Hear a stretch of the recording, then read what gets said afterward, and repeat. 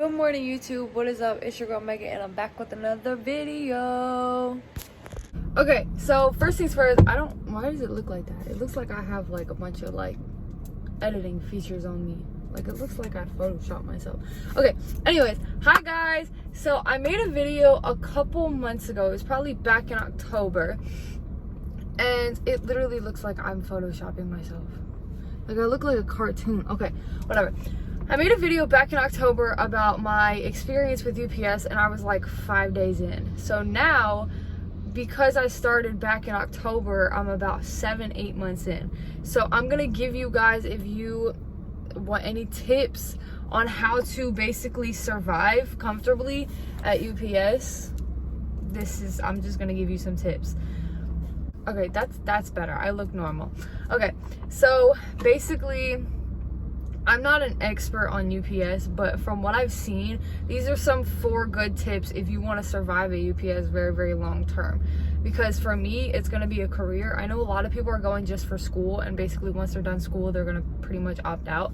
But me, I want to make it a career. I want to be a driver. I want to, make it as far in the company as I possibly can. So number 1 is pace yourself.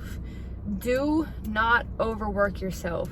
In the first 30 days, yes, you do want to prove yourself. You do want to prove that you're a hard worker, but make sure you set a pace for yourself that is comfortable for you. You don't want to overwork yourself, and you don't want to work at a pace to where you're going too fast and then you end up hurting yourself, because if you hurt yourself, then you're basically useless to the company. So make sure you set a pace that's comfortable for you, because you're gonna be there for 5-6 hours a day. So you have to, in the beginning, make sure you pace yourself so you have energy at the end of the day, because that's when all the big packages, which we call the e-regs, that's when they come.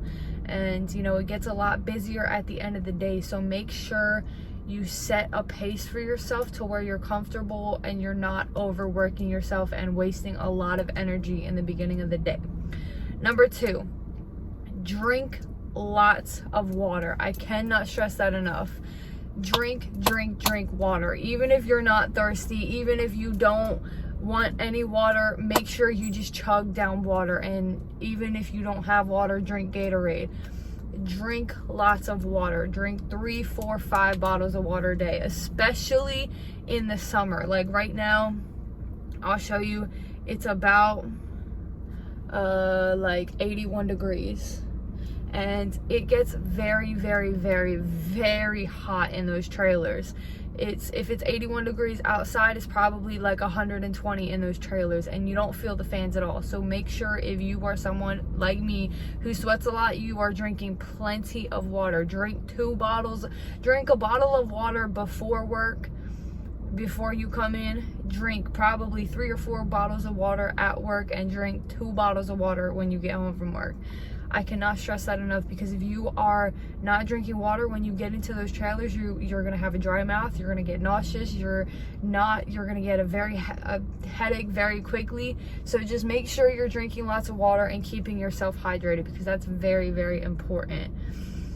Number 3, this is very serious to me, because I've had friends who have done this and they've lost their job. Do not mess with a supervisor. I have a lot of good friends who are supervisors, but I don't think that I would ever get into a relationship with them seriously, because at the end of the day, if something bad happens with you guys, then they pretty much are gonna choose their job over you. And you're gonna basically have to see them at work, and that might interfere with your work. Supervisors do observations on you that could interfere with your work, and I would not recommend messing with a supervisor. If you're gonna mess with anybody, mess with an hourly, somebody who's not a supervisor, somebody who doesn't have a collar. Basically, supervisors wear collared shirts, so that's what we call them, collared shirts. I don't recommend messing with a soup at all, because yes, you're protected by the union, but that does not mean that you can take advantage of the union. Oh, well, I can do whatever I want. I can mess with the supervisor and the union will protect me. yes, the union will protect me, but there's a certain boundary. So I just recommend don't mess with the supervisor, don't mess with the PD supervisor, don't mess with a full-timer. That's just my opinion. You can take that how you want. I just don't recommend it, because that could really interfere with your job. That could really interfere with how, you know, other supervisors see you. That could interfere with how full-timers look at you, because let's say if a supervisor that you mess with, you know, you cheated on and they're doing an observation with you on you, they can make a false observation because they're mad at you or whatever. So just don't mess with a supervisor. That's just my opinion. But I mean, supervisors, they're very, very cool people. Like, I have a lot of supervisors who I'm very close friends with. I have 2 that I consider my best friend. One I consider basically like, he's like a dad to me. So I mean, they're cool as friends, but like outside of work, I personally would not recommend it. But you can take that how you want. Number 4, the union is there to protect you, but do not take advantage of them. So if you're somebody who is genuinely a hard worker, who shows up on time, who doesn't call out a lot, yes, they will protect you. But do not go in there with the intention like, oh, I could be slow and the union will protect me. One, because that's just so annoying. Like, I work with people who, they're amazing people, but yes, they can be slow workers. Now, sometimes, like, it's a very physical job, so it's not for everybody. So I try and work with everybody as hard as I possibly can, because to me, I think I'm a hard worker. I work fast, I work quick, and it's kind of hard for me to pace for myself because I'm just naturally quick at what I do. So, but personally, to me, like, there are some people that have straight up told me, yes, I work slow and the union protects me. Don't have that mindset, because that's not fair to the people who genuinely really do work hard, because then they have to pick up the slack for you.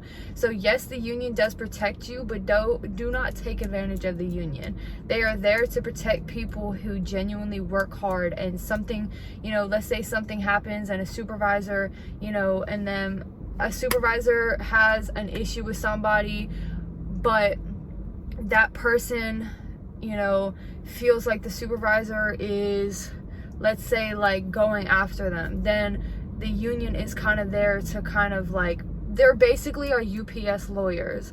They're there if you have an issue with the supervisor, if you have an issue with, you know, something that somebody is doing, if somebody like says something disrespectful to you, that's what they're there for. They're there to help you. They're there to guide you and help you with any like issues that you have that you might not feel comfortable taking to, you know, a supervisor. They're there if, you know, like if a supervisor has an issue with an hourly, but do not take advantage of them. They are there to help you. Do not go in there with the mindset, I'm gonna be slow and the union's gonna protect me, because that's just not fair to people who work hard. That's not fair to people who, you know, want to go far in the company, because then they have to work harder for you because you have a mindset that just doesn't work out for the rest of the company. So definitely be a team player. Be somebody who, you know, a full-timer would look at you and be like, oh, that's the person that I want to become a supervisor. That's the person that I want to, you know, have go far in my company. So definitely don't take advantage of the union, because 1, that's not fair for the union. 2, that's not fair for the other people that are working around you. And 3, other people who are around you have to work harder than they want to, because they have to pick up the slack for you, and I just don't think that's fair. So just always make sure you go in there with your best intention. Go in there knowing that you want to go far in the company. Even if you don't want to go far, just give it your best, give it your all, and just be a team player. If you guys have any questions, comment in the comments below. Let me know if you guys have any questions that you want me to make a video about. If you're starting with UPS soon, good luck. I wish you the best of luck.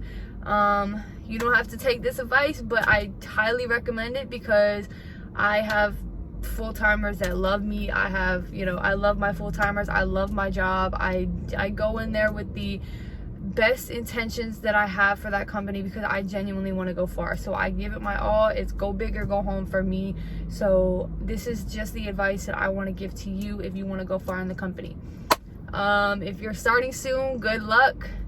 And I hope you go as far as you possibly can. All right, love you guys. Bye.